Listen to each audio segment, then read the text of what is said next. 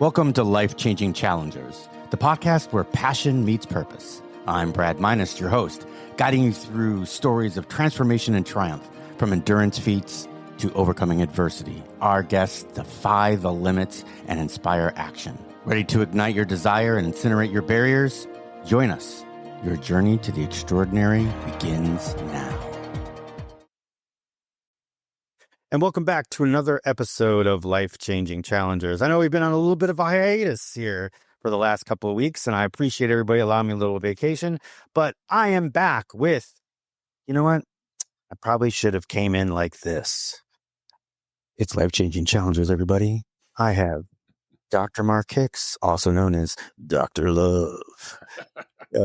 No, actually, just kidding. Dr. Mark Hicks, I have him with me today. Mark, he's got a book that's out, pretty cool, and it's called Learning Love, and we're going to talk about that a little bit later. He's also a speaker, a counselor, he's a relationship specialist, he's got a doctorate in ministry, so we're very excited to have him and to learn about his journey into his expertise now in relationships, and how we can make our relationships better. But anyway, Mark, how you doing today? Doing great. Glad to be here. Awesome. I didn't give you my intro question. I usually do that before we actually hit the record button, but I'm just gonna let you wing it. So here we go. Sure. Mark, can you tell us a little bit about your childhood? Where'd you grow up? And what was it like to be Mark as a kid? It was really pretty good. I was very lucky. I have come to understand through counseling, through just working with people, that there are a lot of dysfunctional families out there. There are a lot of toxic relationships. And I was one of the lucky ones. I grew up with parents that had a good marriage. No marriage is perfect, of course, but theirs was great. They were high school sweethearts and were together until my dad passed away. They had a happy life together. I was raised in small town Tennessee with just all the stereotypes that you would think come with that. Just small town living, high school football on Friday nights. There were 68 people in my graduating class. It was just all the beauty and sometimes the boredom of the teenage years of the small town living. My sister and I had a great life growing up. And an interesting part of that is that didn't happen by accident. My dad actually did not have that kind of good story.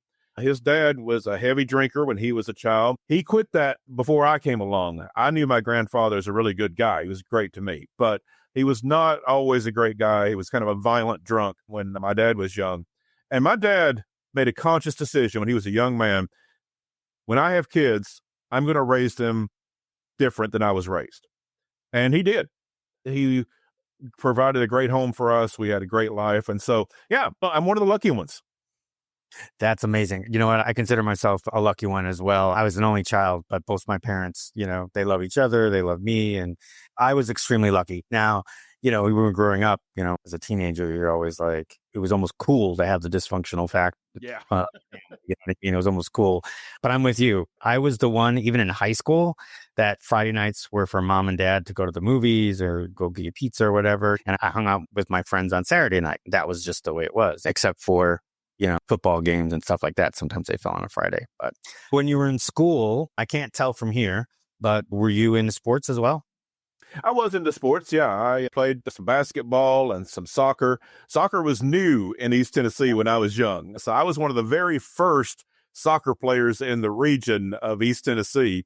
Played goalie. I really enjoyed that. I kind of liked the novelty of it because it was new. It wasn't something everyone was doing. And so I really had a good time with that. So I was into sports. I was into a lot of things. I was on the student council. I was the Tennessee state president of the Future Business Leaders of America, one of my claims to fame. So I had kind of a variety of experience when I was in school and enjoyed all of it. I hear you. Even my dad to this day is like, oh, you're just a jack of all trades, but you're a master of nothing. And I'm like, yeah, pretty much. So then you got a lot of education. So I imagine that did you go to university right out of high school? I did. I went to a junior college. And like I said, my high school was very small. So I went to a school that doesn't exist anymore. It was a little Hiawassee College that's no longer functioning. It was a nice little school, a good place to get started coming from a small town. And then I went on and got a bachelor's degree, got a master's degree, then got another master's degree. And then later in life, in my late 40s, got my doctorate. pretty much my entire 20s was in graduate school working on 2 different master's degrees. I have a master's in mental health counseling and a master's in divinity. Nice. Where was that done? I graduated with a bachelor's in psychology from Carson Newman College. I went to Southern Seminary for my master's in divinity, and then to the University of Tennessee for the master's in mental health counseling. Okay. Well, there's a discussion, because I bet you people would love to know what it is like to go to a seminary for college. It was interesting. I love the deep learning of life, and that's what has really drawn me to psychology and then spirituality and theology. And I've sort of had both of those tracks. So I sort of bounced back and forth. I had the bachelor's in psychology, went to seminary and studied spirituality and theology, and then ended up studying counseling. And then I went and got my doctorate in ministry, but I did my dissertation on recovery, addiction recovery, and the theological and spiritual and church support aspects of that. And so really what I've majored in is just people. Of what makes us tick on a spiritual level, on a psychological level, on an emotional level. What I've always been drawn to, what really makes us live life the way we live it, for good or for bad. How do we live that good life? What makes us healthy people on an emotional level, on a spiritual level, psychological level? And so, yeah, I really enjoyed the work of seminary, because you're studying these great theologians and philosophers, and especially back in the old days, there wasn't a lot of difference between theology and philosophy. It really was how spirituality affects life. And so I love studying it. Didn't answer my question, but that's okay. So like I said, I think it was the difference of like University of Tennessee versus the seminary. Oh. Yeah, but I actually love both. Yeah, it was very different. Of course, as you can imagine, seminary is a little more buttoned up, more of a quiet place, more reserved. University of Tennessee, there was more going on. There was more action and more trouble to get into. But I really love both campuses and both experiences. All right. Oh, so is it pretty much a truthful statement to say that when you're at the seminary, no girls walking around with Daisy Dukes? Not generally, no. No? There's girls there, but yeah, they tend to dress more conservatively on the seminary campus. At the University of Tennessee, plenty of Daisy Dukes, among other things. Yeah. What was the first thing you did coming out of school? You went right through, except for the doctorate, that was later. But when you got your master's, obviously that was through. What was the first thing that you ended up doing when you came out of school? I ended up working in the United Methodist Church. I was pastoring. I also did some sideline work of counseling at a local hospital, had a clinic there that I worked in on some hours, but I was full-time pastor, and have spent my life doing ministry. I did some international mission work, lived overseas for a while, but also was always kind of drawn into the psychology of it. I did a lot of counseling as a pastor, but I also did things like I had a free counseling clinic that I worked with the local charity organization that helped people with rent and utilities and so forth. They came to me and they said, we can hand out money, but we have people that need help on other levels and we can't help them. And since I had the degrees in psychology and counseling and theology, there's like, you can kind of talk to a lot of people about a lot of different things. And so we set up a free counseling clinic to do that. And so I've been in ministry, but it's been in a wide variety of them. In addition to the traditional pastoring that everyone thinks of, I've been in recovery ministry, international mission work, counseling clinics, homeless ministry, a lot of different things. Nice. So that charity that you mentioned, which actually helped people out with rent and that type of thing, I was giving to a charity called the Children's Cancer Center. I remember, but prior to this, we were talking about how our lives were affected by cancer. Mm-hmm. And that was exactly what their mission was. It wasn't the mission of like, let's find out a cure. Their mission was that they knew that families have issues when their kids goes into the hospital. Yes. When they have AML, ALL, because usually one of the two parents, if it's a 2-parent household, has to cut their hours or actually, take a leave of absence whatsoever.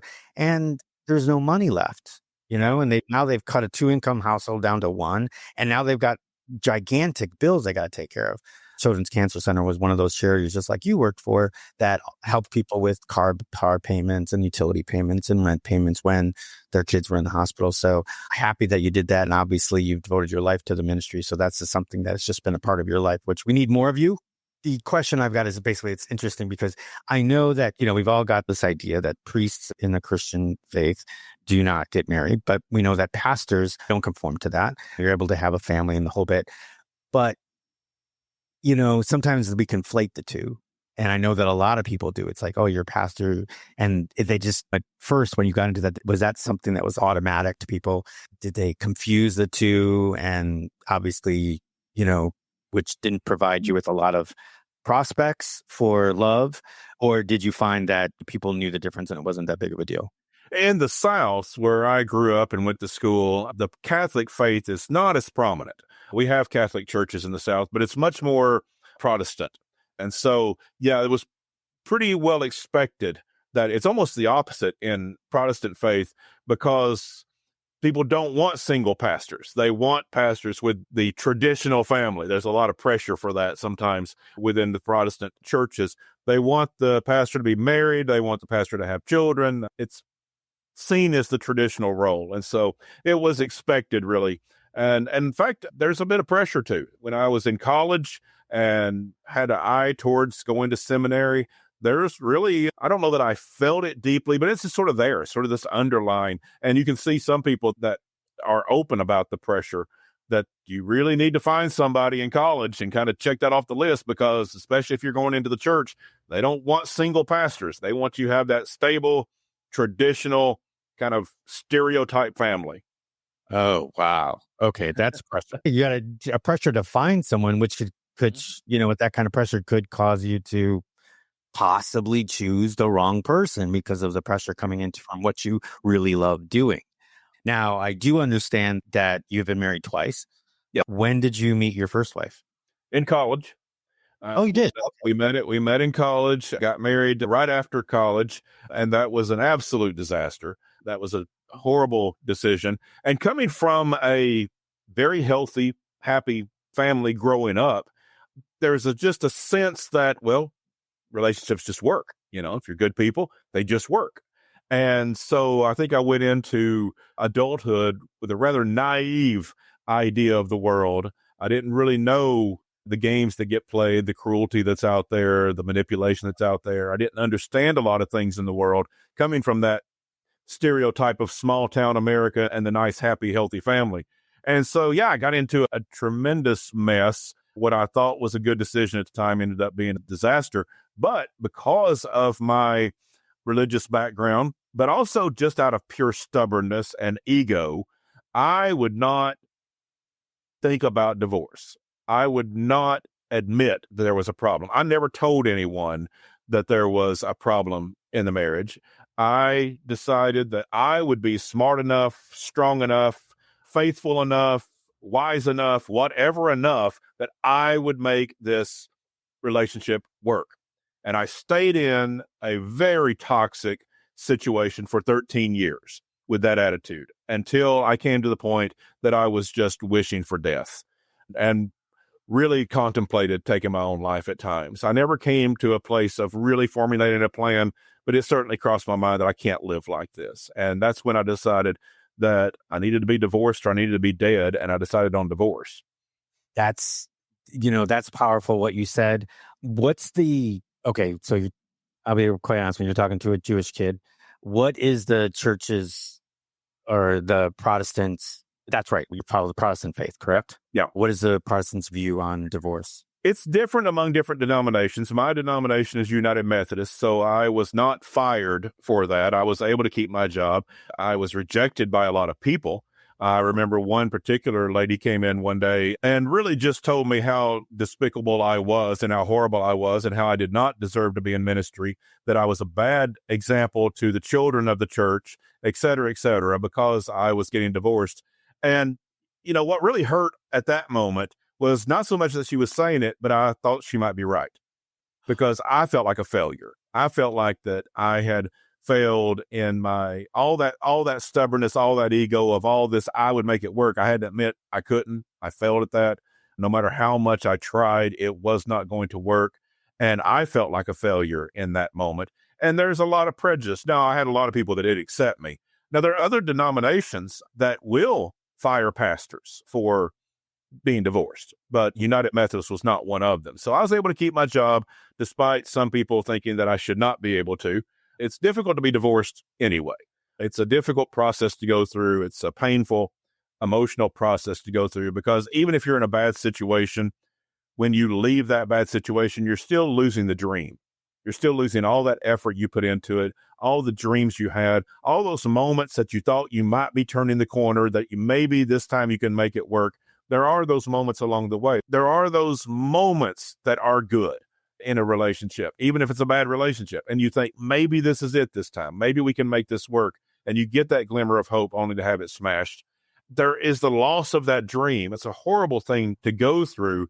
But when you're in front of people, when there are expectations, and ministry is certainly one of those, there's probably other professions as well that would echo this. But when you're out front, in front of people, particularly as a teacher and someone that's held up as an example, just because you're a teacher doesn't mean you always get everything right. It's a tough thing to go through publicly. It's difficult even if you have a quiet job in a cubicle, but it's even more so when you have the public that there's no shortage of people that will give you their opinion of you when you're going through a tough time. And so it was a struggle.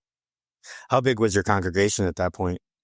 At that point, it wasn't large. It's a lot of small churches through the South. And so there was probably about 100 people in that church. It's not a lot. Okay. Well, I mean, it's considered about a mid-sized church in the United Methodist denomination of the South. You have the huge mega churches, and you have some churches throughout the South and a lot of Protestant denominations that you'll have 5 or 10 people. That's actually pretty common. So a church of about 100 is not too bad of a size church, actually. Still enough to cause you some headaches. Oh, so, yeah. So, absolutely. So when you're kind of going against the grain a little bit. So I have many episodes where I have talked with people that have gone in and out of toxic relationships. So there is no reason for us to delve on that. But I do want to ask the question is, when everything was said and done, when the divorce was final and it was now behind you, what lessons do you feel like you learned? Should have left earlier. Okay. So stubborn was one of them. There's 2 primary ones. One, I shouldn't have been so stubborn. This whole thing of I will fix this is absurd. That's just ego. It was embarrassment. It was this idea that I didn't want to admit that I'd made a mistake getting married. And I didn't want to go through all the judgment that I knew I would be subjecting myself to. So there's a lot of fear in that as well.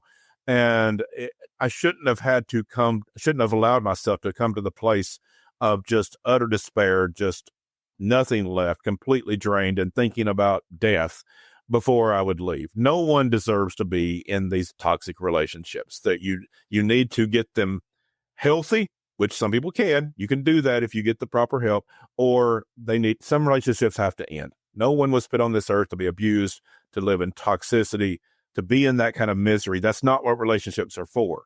And so I should have put my ego aside and made some decisions earlier. The other thing is, again, this was ego as a young man, I didn't tell anyone. And that was a huge mistake.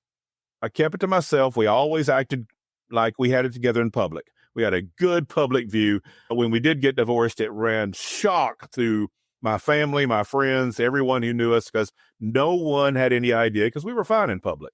It was behind closed doors that everything was so, just dreadful.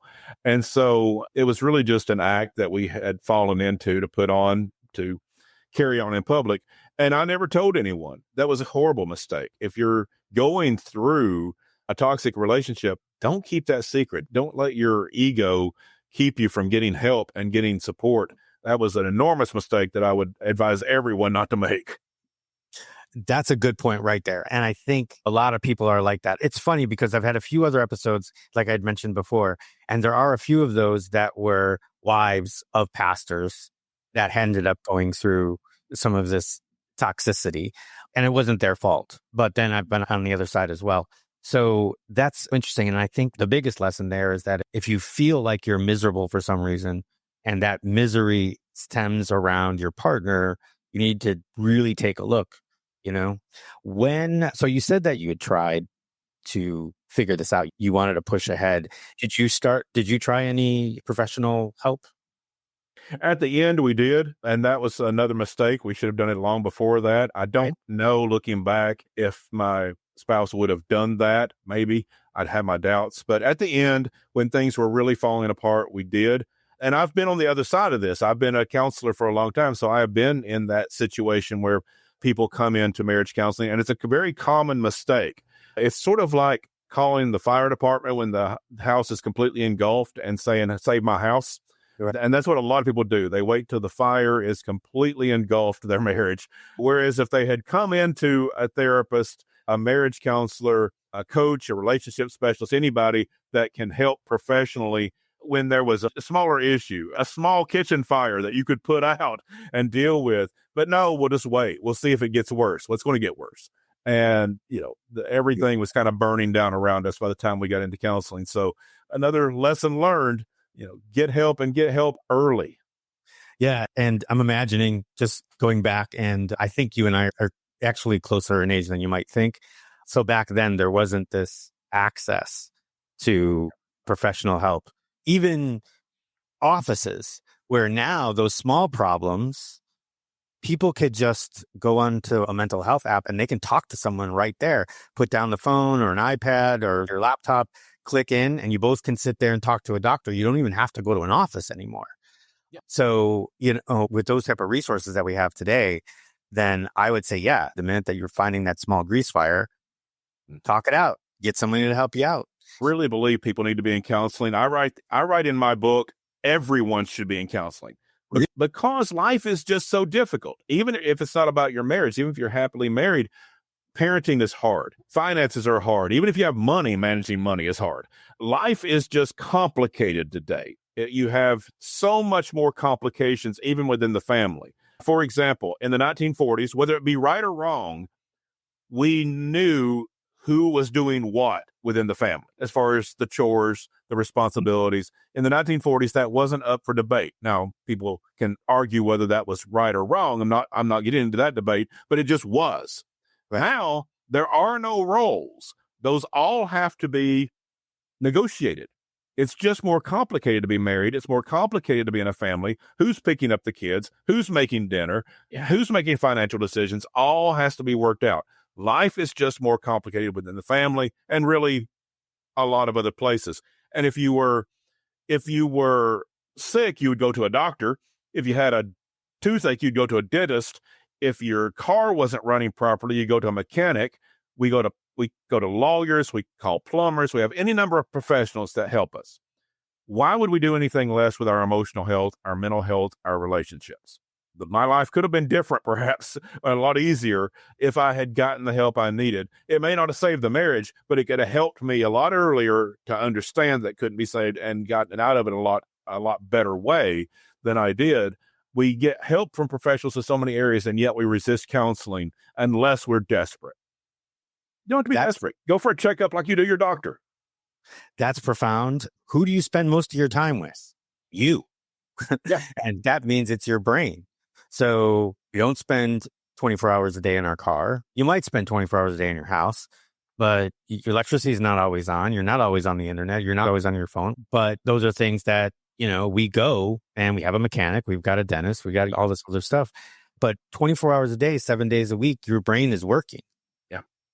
Why wouldn't you have something to make sure that you took care of that? I never thought about it until just now, until you just brought it up. So I appreciate that, because I've always resisted myself. Read a lot of books, do a lot of learning development that way, but I've never thought, yes, now that I think about it, I agree with you 100%. Everybody should. Well, and you don't even have to go all the time. You don't have to go every week, but have someone go and work through some things you're dealing with now, get established, and then maybe you go once a month or once every 3 months. But just kind of keep track of when you need to check in, or at least have someone that knows your history, knows who you are, that you can call and make an appointment when something happens, because something's going to happen. Life is not easy. Something's going to be hard along the way. And just like we have, maybe a lawyer on retainer, or we have a dentist that we go to on a regular basis, have that person that when times gets tough, I'm not dealing with this well, or I just need to kind of think through some things, this is the person I call. Now, when I say that, I get pushed on this all the time. Well, not everybody can afford a counselor. And I hear that. I get that. And I totally understand it. That's why I set up a free counseling clinic in the past, because I understand not everybody can afford it. But my argument is not everyone can afford a dentist either. That doesn't negate the need for a dentist. We haven't eliminated the need for counseling just because some people can't afford it. We need to find solutions to that. Exactly. And I quote, life's not all sunshine and rainbows. Yep. Life, nothing hits harder than life, and it'll beat you to your knees if you let it. Anyway, there's my Rocky Balboa imitation. Totally true. Yeah, no. That's beach is like my God. So anyway, you got out of this marriage. Did you stay with the church? Did you move on? What happened? No, I did stay with the church for a number of years after that. Yeah, I think things were rocky there for a while, but I found some good people, found some places that I could serve, do some good work, got into disaster response for several years and was leading some disaster response programs through the church, responding to hurricanes and tornadoes in the southeastern United States. I got into that for a while. That was something that was very fulfilling, and that was all through a church ministry. And like I said earlier, I ended up doing recovery ministry, leading a program for several years. So for about 15 years, I stayed in the church after I was divorced, doing various forms of ministry and mission work, lived overseas for a while, doing a number of things. Tell us about your overseas experiences. I was in the Czech Republic, which is the most atheistic and agnostic, most secular nation on earth. At least it was at the time. It's a completely secularized society, really does not have churches to speak of. It has some beautiful old churches from the olden days. Some are 1,000 years old, and they're just beautiful, and they take a great deal of pride in them. But it's not really a people of faith. And so I was working there in the English-speaking United Methodist Church of Prague, which is just a fabulous job. I actually had my own radio program there, walked these two paths of faith and spirituality along with psychology. My radio program was called Life Strategies, and it was a psychology program of bringing common practical wisdom to life of how do we deal with the struggles of life. It was a nationwide radio program that I had there in the Czech Republic that was sponsored by the church.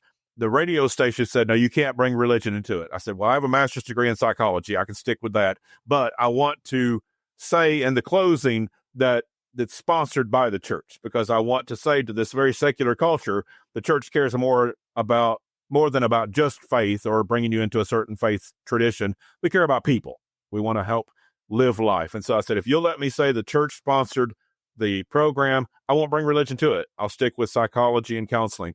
And he said, that's a deal. And so we ended up doing that program sponsored by the church. And it was a great outreach. It did show some people that were very leery of the church that we weren't just trying to make you Christian or make you Methodist. We really cared about people and how can we help people live life. And so that was a great program and a great experience. Yeah. Now you're going to go back to the Czech Republic, and it's going to be a big portion of the Christian faith. And they're all going to say, well, I used to listen to this radio program that, all of a sudden I found myself going to church. Couldn't figure what that'd be great. Yeah. Maybe. Well, because we know that a lot of Czechs bounce. Yeah.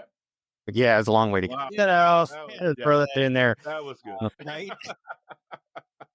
That was a missed opportunity.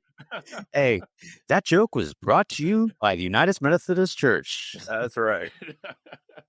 Don't move into a new neighborhood without one. Anyway, so you were in the Czech Republic, but somewhere down the line, and you'll have to tell us why, because this is a big portion of your book, is that you did find someone else. I did, yeah. I swore after my first marriage that I would never, ever get married again. I would never even consider getting married again. And then I met Heather and changed my mind. And it's been great. No marriage is perfect. I'm not going to set myself up as perfection, certainly. We have a great life together. We very much love each other and have a wonderful life. She was there with me in the Czech Republic. We have traveled the world together and done a number of things, adventures together, and seen a lot of things and just really enjoy life together. And I've come to say very often, I've had a bad marriage, I've had a good marriage, and good is better. Right. Relationships better, because it's easy to find bad ones, but the good relationships are just better. Not just the relationship itself. It makes life better. It is healthier. It is happier. It makes life better when we have better marriages, better families, better friendships, better relationships with our coworkers. And that's really what my book is about, because it's not just about marriage. It's about the principles, the core principles that we can learn in order to build relationships in every area of life. So did you meet Heather in the church as well? No, we actually met online because we met it on eHarmony. Dating in the church, and I did not have any ideas of getting married, but it gets pretty lonely just sitting around your house by yourself all the time. And so I thought, I'm going to go out and meet some people, go out to dinner and just have some conversation. It'll be nice. And so I started kind of seeing some people, and you just don't date people in your own church. That gets really, really awkward. Now, every old grandma in the church wants to set the single preacher up with their granddaughter. The answer to that is always no. And it's not a slam on the granddaughter. She may be perfectly lovely, but you just do not go down that road. So the answer there was no. You don't do that. And so there was really no place to meet people in my line of work. It wasn't going to be a real good idea to go to the local bar and pick up girls or anything. So it was really just a point of where do I meet people? So yeah, I got online and we met on eHarmony. She had a similar situation. She was a single mom working at home. She's an online chemistry teacher for an online high school. And so she was teaching full time, doing it online while she was keeping her 3 boys at home. That remote job enabled her to be at home with the boys. And so, where's a single mom of 3 children who works remotely going to meet people? So she did the same thing. She got online. And so, yeah, we were one of those eHarmony couples. Awesome. There was, and I don't remember. Unfortunately, I cannot remember the name of the movie, but a great thing we were talking about how there's a great scene in it, and it's Ben Stiller and Ed Norton. And Ed Norton's a priest, and Ben Stiller is a rabbi. Yeah, I can't remember it either. Of all of the grandmothers and stuff. Oh, Rabbi, you got to come over and meet my granddaughter. She would love you. You're such a, it was pretty cool. It was good, but it's nice that that's depicted on something else, that you actually are able to have that case study. So we actually to bring that in. True to life. Yeah, absolutely. And it was a great movie. I just wish it's trying to get on IMDb and I can't find it. But yeah, it was him. And then Jenna Elfman was the love triangle. And that was very funny. They called it too, the God Squad. It was pretty cool. But it was great. But I'm glad that obviously you found someone after being in a toxic relationship. So let's go down to these principles, because you learned and kind of grasped these principles as you were developing your relationship with Heather, correct? In some ways, yeah. It was certainly coming out of that toxic relationship. I don't know that I was thinking it as much consciously at the time, but what was really stirring in me that I see looking back was I really doubted if love existed. I thought, maybe it's just something that's a few lucky people stumble into, because look at how many toxic marriages there are.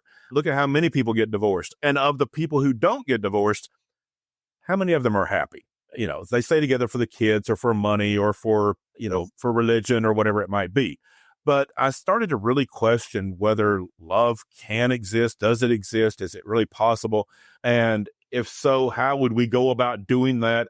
And then coming from counseling background and professionally, that's what we deal with. We deal with relationships. Almost every problem you deal with from a counseling standpoint is a matter of relationship with yourself, a relationship with someone else. In religion and theology and spirituality, it's the same thing. You're dealing with your relationship with yourself, relationship with others, relationship with God. It's really goes back to that. And so in every area of my life, whether it's counseling, spirituality and theology, or my own personal experience, I was kind of driven towards this idea of how do we make relationships work? And through all of that, through those studies of counseling and theology, I started to see some patterns. The real inspiration for what I call the 5 components of love are the 5 books of the wisdom literature in the Old Testament. Now, there's no place you can go to in the Old Testament or any other place and says, here's the 5 components of love. But in reading those 5 books of the wisdom literature of the Old Testament, I really began to see some patterns of some things emerging. And it's called the wisdom literature, but I came to understand that really the greatest wisdom is love. If we understand love, then we understand how to grow ourselves, how to have relationships with others. We understand God, because God is love. And so that's a quote from the Bible in 1 John, that God is love, not just loving, but God is love. And so from those books, I began to just get inspiration. It wasn't a literal translation or anything, but it was an inspiration of seeing how wisdom, the wisdom of love, is built. And so from all of that, and this took years of sort of formulating these ideas and writing some stuff and then writing some other things. And eventually it emerged very clearly for me that there are 5 components of love and we can learn them, that love is a learned skill set, that the trouble that we have, the reason we struggle in relationships so much is that we wing it. We just think that it happens naturally, that you just sort of go with your gut, you go with your feelings. And we assume that we know what love is because of our family.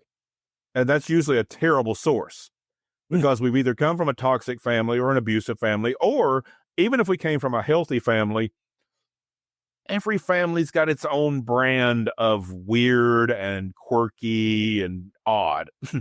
And it works for some families and they're happy and they're healthy and it's just wonderful. But then you go out into the world, it doesn't necessarily work. You don't necessarily understand how to build relationships because it just sort of naturally happened for you.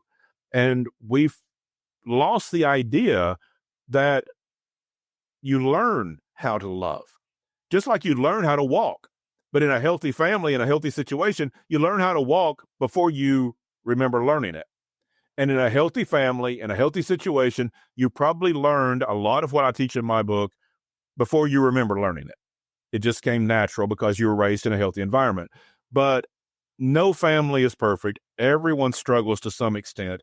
And so the purpose of the book is to see, where is it? What component am I missing? Or maybe 2 or 3 or even 5 if you came from a toxic, abusive household. But the good news there is once you understand the components of love, you can build it. You can work on those. And as I said earlier, get help to do that. Go to a therapist, go to a counselor, find help for that, and work on those things so you can build relationships at home, at work, with friendships, any capacity of love. I love it. Do you want to give us just a quick rundown of the 5 principles? Absolutely. Great. The first component of love is grief. And that one surprises people because they always think when we talk about love, we're going to talk about bubblegum and butterflies and everything's sweet and beautiful. And we get to that. Rainbows. I'm not going to deny that at all. We'll get there. But life is hard. No one gets through this life without scars. And a lot of people have been really deeply hurt along the way, particularly if you have come from a dysfunctional or a toxic or abusive childhood, or if you've been through a divorce or a terrible breakup, or so many people have stories of just heartbreak. Maybe someone truly dear to you has died at a particularly young age. It just leaves these deep scars in our life.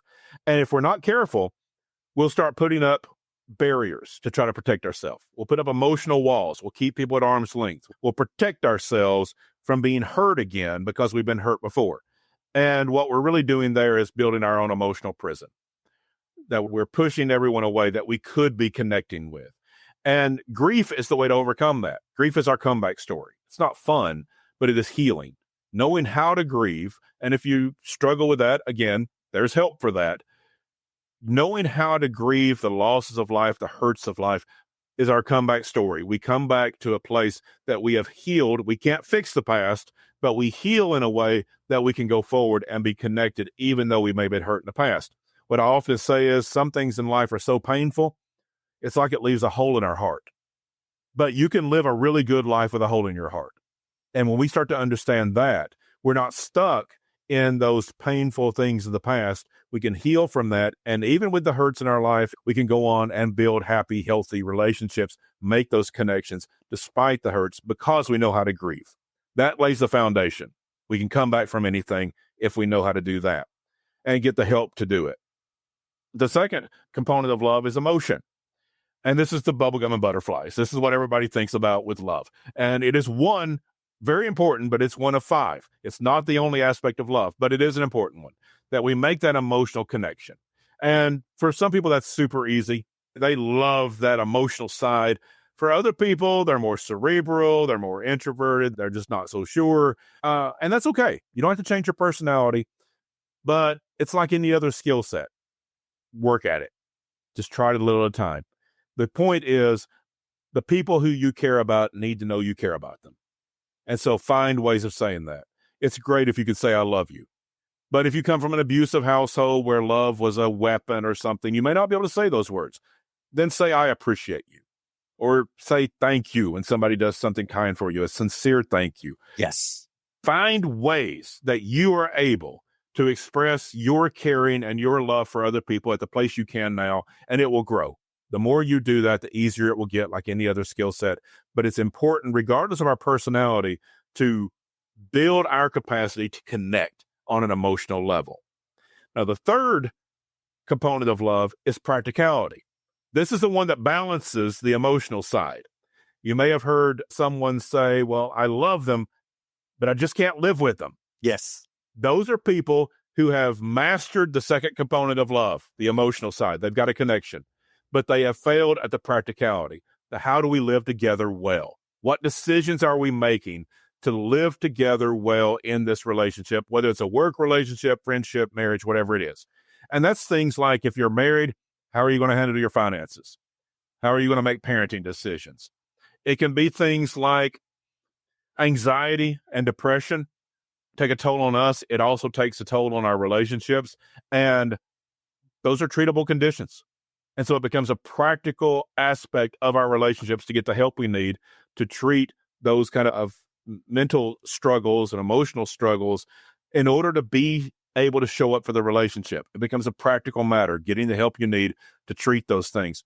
And also a practical matter, as we discussed earlier, not every relationship can continue. A practical reality is we have to have boundaries. No one was meant to be abused. And in order to build healthy relationships, we sometimes have to end unhealthy ones.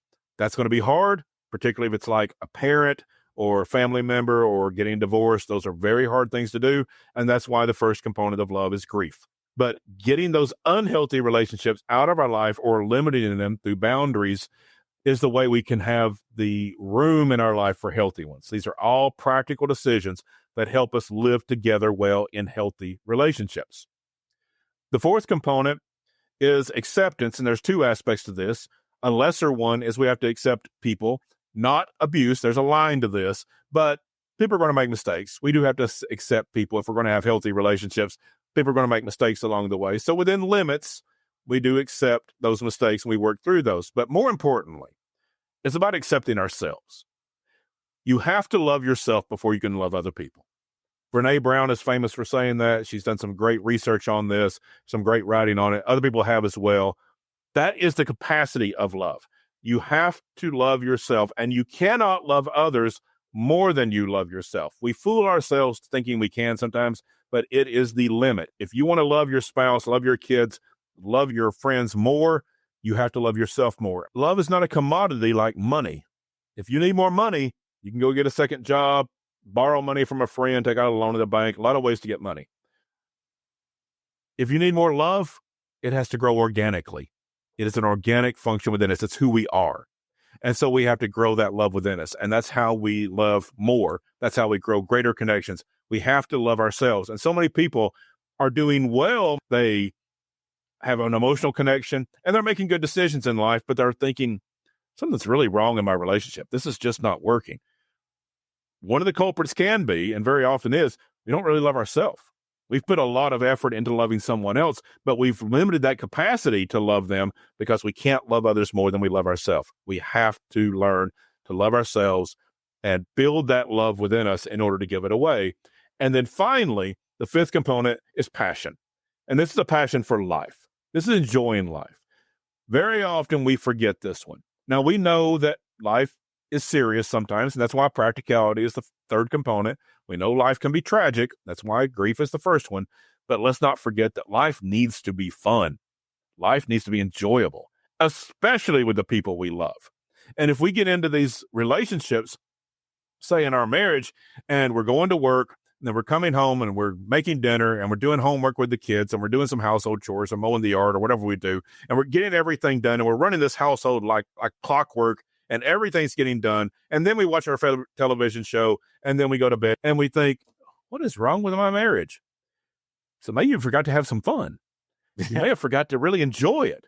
And very often we see this in people 30s, 40s. For example, they've been told that the way to live life is to get married, have kids, get your education so you can get a good job, get that good job, get promoted, get the house. There's this whole checklist that we're supposed to have. Right. Nothing wrong with that. It may not work for everybody, but for a lot of people, yeah, that's their goals. They want to have all those things. That's good. And then they get to their 30s and 40s and they think, is this it? Well, you forgot to have fun doing those things. Those things weren't just a checklist. They were things to enjoy that marriage, to enjoy the kids, to enjoy that new home, to enjoy your job. Now, we can't, every task isn't going to be fun, but some of them can be.